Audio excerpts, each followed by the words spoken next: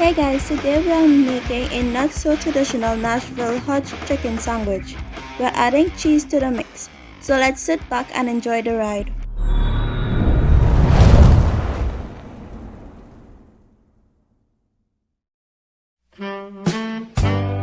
The ingredients you will need for our chicken brine are 2 large boneless chicken breasts, 1.5 cups of buttermilk, 2 to 3 tablespoons of hot sauce, 1.5 teaspoon of black pepper, 1 to 1.5 teaspoon of kosher salt, 1 to 2 teaspoons of paprika, and 1.5 to 2 cups of oil for frying. Well guys, let's go get our buttermilk brine ready for our boneless chicken breasts. So here I have some buttermilk. I'm going to be using 1 to 1.5 cups of buttermilk for our brine. So into the bowl goes our buttermilk. We'll be also adding a few other stuff to help spice it up a bit. We'll be going in with a bit of Frank's red hot sauce, about 2 to 3 tablespoons. Because you know we are looking for those layers of flavor. So in goes our red hot sauce. Next on the list, we'll be going in with 2 to 3 tablespoons of pickle juice. This will help give our chicken that unique flavor. Here we are going in with 1 to 2 teaspoons of paprika. This is just for a bit of added color and a bit of extra flavor as well. And into the mix 1 to 2 teaspoons of black pepper. And last but not least, a teaspoon of kosher salt just to enhance those flavors. After you have added all those ingredients into the buttermilk, take a whisk and give it a good old mix to make sure that everything is properly well incorporated. We don't want anyone feeling left out in this mix. Now that everything is all properly well incorporated, set that aside and let's deal with our boneless chicken breasts.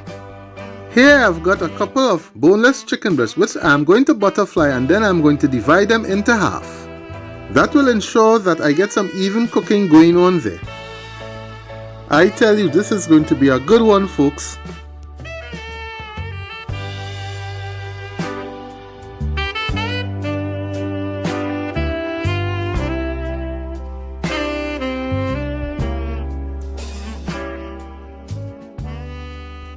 So folks, our chicken breasts are all butterflied and divided into half.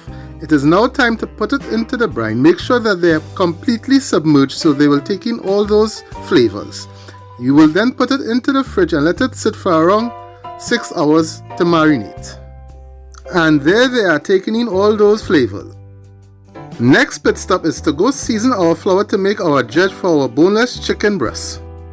The ingredients you will need for our flour dredge are 2 cups of all-purpose flour, 2 tablespoons of Uncle Steve's Shake Original, 1 tablespoon of paprika, 1.5 teaspoon of black pepper, and 1 teaspoon of sea salt.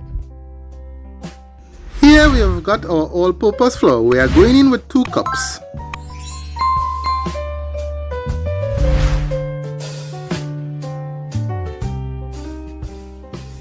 We are going to start to season our flour by going in with 1 to 2 teaspoons of sea salt. Next in the mix will be 1 tablespoon of paprika.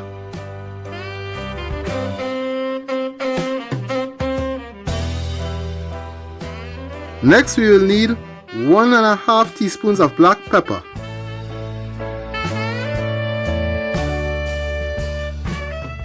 And last but not least, we are going in with 2 tablespoons of Uncle Steve's Original Shake. I will have a link to Uncle Steve's website in the description box below. Now it's time to make sure that everybody gets happy in that flour, so let's give it a good old mix. And now that everyone is happy in that flour, let's go toast up our sesame buns on our cast iron griddle. So I'm going to toast up a couple of buns and then I'm going to get my chicken all prepared for frying. So stay tuned. And we are back. So the buns are all nice and toasty as you can see.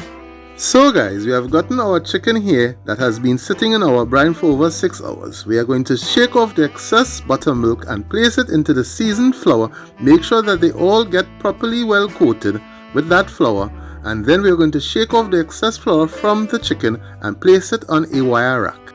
Here you can see I'm shaking off that excess buttermilk and placing our chicken into the flour.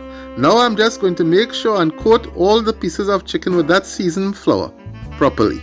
Now after doing all of that, I'm going to shake off the excess flour and place it onto the wire rack. So you can see that the chicken is properly well coated with that flour. I'm going to do a couple more again in case you were sleeping, and then I'm going to speed it up a bit for the next process.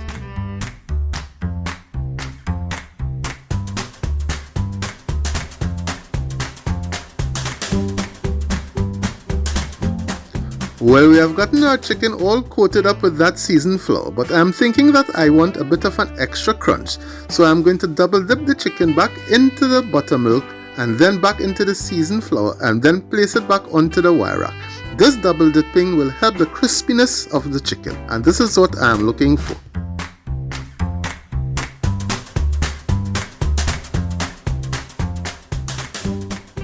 Double dip into that flour mixture. I'm going to set it aside for about 5 minutes. In the meanwhile, I'm going to get my oil up to temp.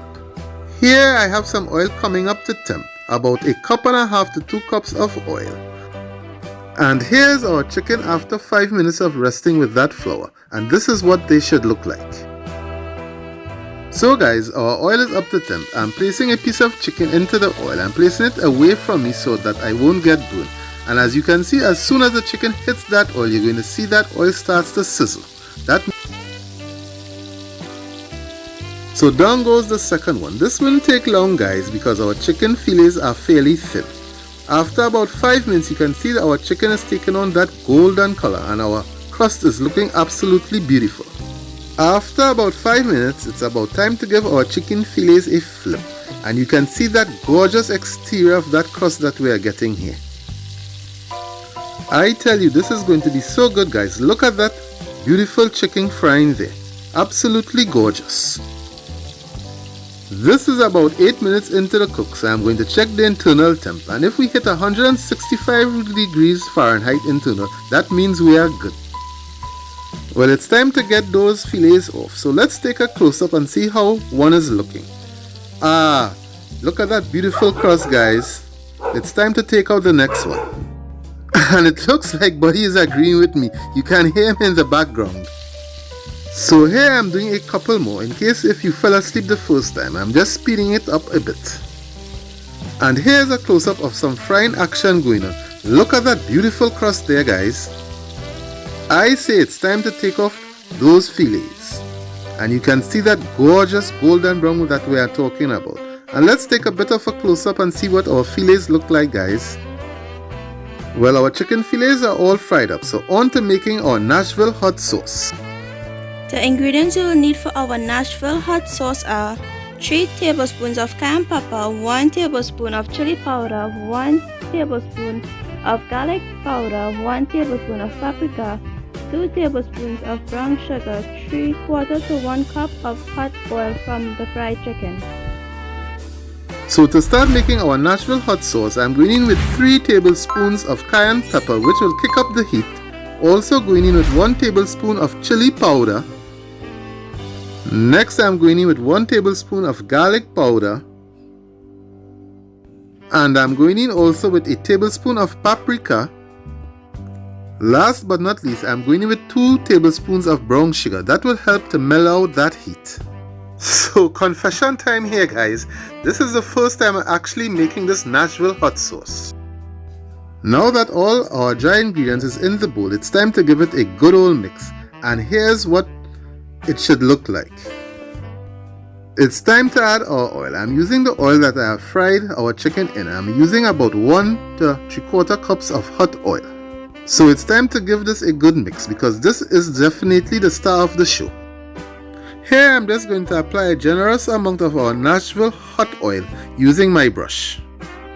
Applying the Nashville hot oil onto our chicken, this will be infused into our chicken crust, and this is where we'll get that extra heat and that heat flavor from. Here I'm just flipping over the fillets to do the other side. So let's just finish coating up our beautiful chicken fillets with our Nashville hot sauce. I can tell you guys, this one is going to be absolutely great. So let's go build a sandwich.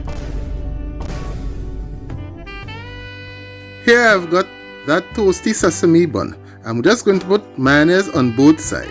Now I know this is not traditional, but I'm making this sandwich my way. Well, our mayonnaise is down. I'm going in with a bit of shredded iceberg lettuce. Adding the iceberg lettuce will give you that crunch. We are looking for that extra texture in our bite. And now for the star of the show, we are going in with that mouth-watering Nashville hot chicken. I'm going to lay those two beautiful fillets of Nashville hot chicken on that bed of lettuce. And as you can see, our sandwich is coming along nicely. Well, here might be a bit of a controversy. I'm going in with a slice of American cheese. In fact, this whole sandwich might be full of controversies. Here's the great thing about cooking. You can make your dish however you want it to taste, and that's the beautiful thing about cooking. Here I'm adding a bit of raw onions. I love raw onions on sandwiches. Well, no controversy here. This one is original. I'm adding some pickles. This is a must. Well, you have got to love pickles. This is definitely the way to go. And here's our sandwich. So let's get ready for our drive-by. Let's go! Well, boys and girls, here's our delicious non-traditional Nashville hot chicken cheese sandwich. It looks so tasty. And I know some of you might be wondering what this looks like inside. So let's give it a cut and we'll all have a look together. Here we can see the layers of flavor, the chicken, the pickles, the onions, the cheese. Absolutely gorgeousness. I hope you all enjoyed the video. Like, comment, and don't forget to subscribe and turn on the post notifications for more videos. See you all on our next cooking journey, and we're out until next time.